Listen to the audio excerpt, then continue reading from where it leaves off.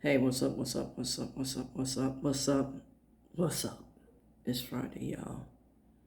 It is January 9th, and it's 2:52 in the a.m. I want to share something with you. I posted a video yesterday basically explaining or discussing, let me just say that, discussing the outrage, the current level of outrage. First of all, my thing is, how many waves of outrage does it take for people to say, this crap is ridiculous, I'm not doing it anymore? I just need to know because, we go from outrage to outrage. We give it 2 seconds of attention and, we just wait for the next shoe to drop. Meanwhile, in the meantime and in between time, these mediocre, less than pleasant, racist, bigoted, loudmouth punks, and I'm using the word punk in the true sense of the word that I grew up using the word punk, and that's somebody that talks a lot but can't back it up. Hence the need for the posses. These punks, are taking bigger and bigger steps and taking more and more.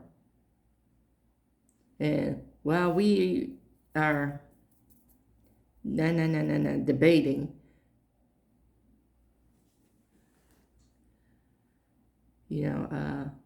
and doing a lot of nothing. Now I'm at the point where I'm getting labeled, and I'm okay with that. I'm not passive in any way, shape, or form with this madness now. I was talking to or texting back and forth with somebody yesterday. I'm walking into 2026. We ain't even got to talk about it. Put them up. Let's do this. There's a video of this rather large Caucasian man talking to a rather short black man and basically telling him that he was going to slap the out of him. And, I believe he called him boy, but I'm not quite sure. Memory kind of fuzzy on that. But the black man put his cart aside. I believe they were like in a Home Depot or something like that. The black man said, I've been waiting for this all day. Let's do this. And the Caucasian gentleman had nothing else to say at that point. So you can blow hard if you want to. Just know, I'm to the point where I'm feral. I have no time or no patience, one, to educate my people about the subtleties of racism. You should already know. 2, I have no desire to turn the other cheek. I've run out of cheeks. And if you want to get scriptural, I'm going to speak the language that you understand. Since you approach me with this, let me punctuate your sentences. Okay, I'm saying all this to say, share the video where people are sharing their outrage about the protester being killed in Minneapolis. I feel for the sister who lost her life. I feel for the family who mourns the loss. I feel deeply saddened by the loss of a revolutionary.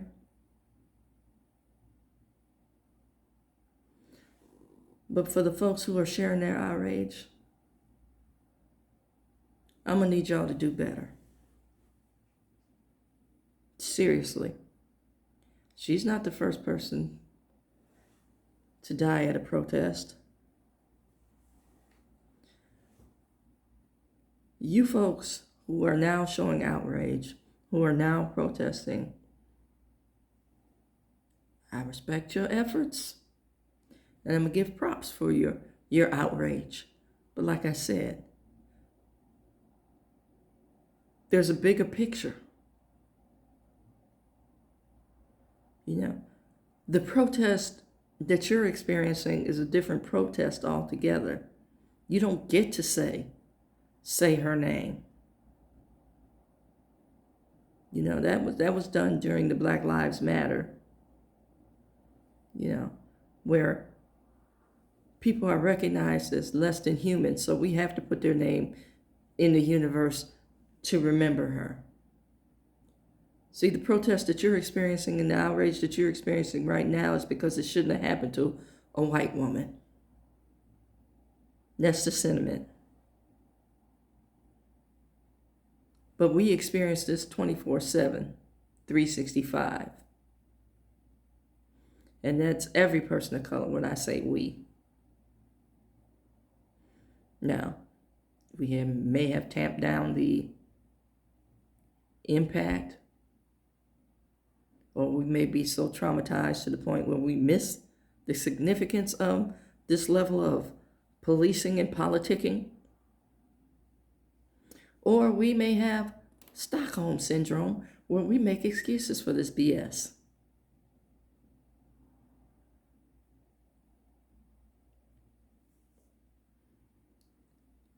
Either way, it is unacceptable. Why is it that people of color are continuously the scapegoat for institutionalized, sanctioned, deeply ingrained, systemic racism? And don't be fooled. The information is being erased and redacted from school books. So whenever a hardcore racist says, "Show me," there's no reference to the crime. See, erasing the crime, the information about the crime, does not negate the fact that it happened.